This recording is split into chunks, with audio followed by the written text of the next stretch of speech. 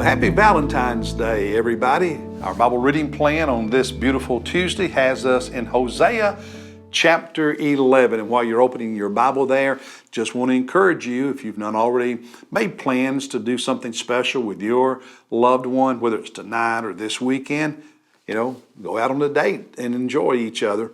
Hosea chapter 11, this chapter just speaks to me every time I read it. I think it's one of the most heart-moving, powerful chapters in the Bible because there's a few verses in here especially in which God's heart is laid bare for everyone, for all of us to see. In this chapter, Hosea makes it clear that Israel's sin was great. I mean, it was God who had delivered them from Egypt and established them as a nation in the promised land. It was God who had fed them and taken care of them. But they turned their back on God and worshiped idols. And God sent them prophets to call them back, to give them instruction, but they refused to listen to and obey the prophets. And the result was God's judgment. And he mentions that in this chapter, that it would be Assyria. I mean, through Hosea, God by name tells the nation of Israel, the northern kingdom, which country is going to be the instrument of his judgment on them for their rebellion and their sin. And as I've mentioned previously, the Assyrian Empire in 722 BC conquered the northern kingdom and deported most of the citizens.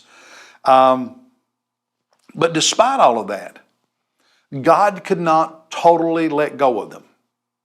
Could not totally destroy them. And the verses that really grabbed me every time, and I felt that way about these verses since I was in seminary, a long time ago. Verse 8, God is speaking, and you see his heart.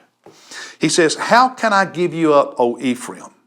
How can I surrender you, O Israel?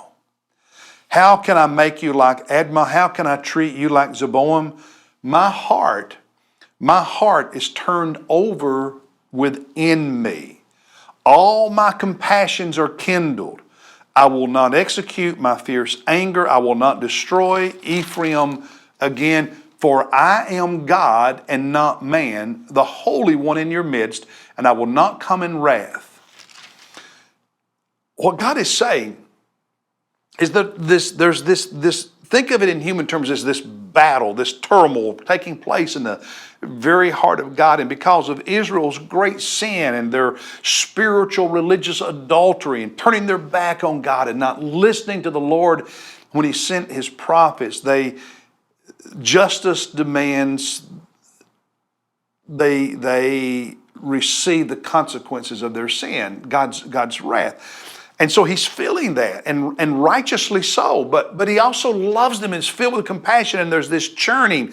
And in the end, his compassion wins out. Now, he still punishes them, but he does not totally destroy them. In verse 9, "I will not destroy Ephraim." They are judged, they are conquered and deported. Most of the citizens deported to other parts of the Assyrian Empire to live. But in time, the promised land was resettled, and God brought them back, their descendants. And the message is that God's love is so powerful for Israel that it did not allow him to totally destroy them as a people, even though their great sin made them worthy of such destruction. And there's just always been something about this picture of this battle taking place in God's heart. I mean, I think each of us have had moments where we had these mixed emotions and our heart was churning, and like with your children sometimes. I bet there have been times, now this is exaggeration, don't get mad at me, times you wanted to kill your kids, and at the same time you just wanted to hug them and love them. We as humans have felt those emotions at the same time. Well, so does God.